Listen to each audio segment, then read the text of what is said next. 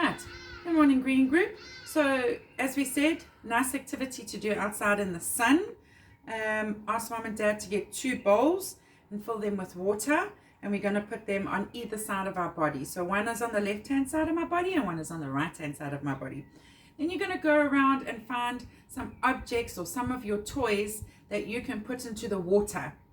Don't put your soft snuggly teddy bear, because then he's going to get wet and we won't be able to dry him. So find some objects that you can get wet. Today I found a few things. I've got some marbles, I've got some pom-poms, I've got a dinosaur and a flower, and even a pirate patch and a spoon. So I'm going to put them in and I'm going to see if they float or if they sink.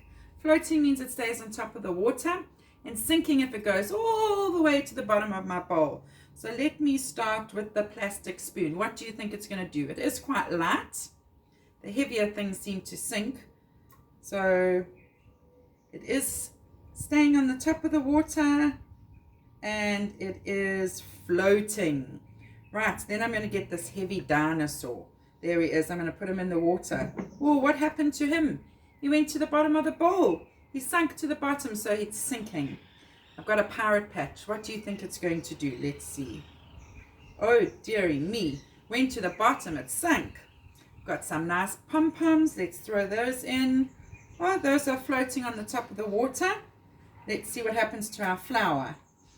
It was floating. Is it going to stay? No, the water got on top and it sank to the bottom. Let's put our marbles in. Wow, they went straight to the bottom very quickly. I've got some elastic color, elastic bands. I'm going to put those in. Oh, those are staying on the top, so they're floating.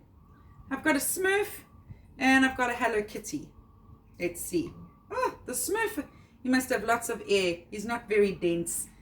He's staying at the top, he's floating. Let's see what happens to the Hello Kitty. Well, she also stays at the top.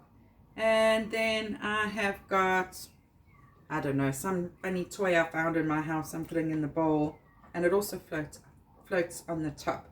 So now we can see some of the objects are at the bottom of the bowl. They have sunk to the bottom, and some of them are floating on the top. So it's floating and sinking. So find a couple of objects you can put. Then I'm going to find from my kitchen Mom's big spoon. Even if you have a tablespoon or a nice big scooping spoon, see if you can put a scooping spoon. Use it in your hand that you write with. I use my right hand, and I'm going to stretch across my body, and I'm going to lift just one of them up.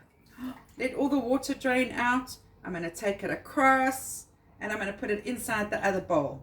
There we go. Can you do it without making a big mess? I put a towel down here so it doesn't mess. Rather do this activity outside. You can even do it on the grass. And I'm going to take one of these tiny little, there we go, shake the water. One of these little elastics, I'm going to take it across my body. I'm going to put it inside the other bowl.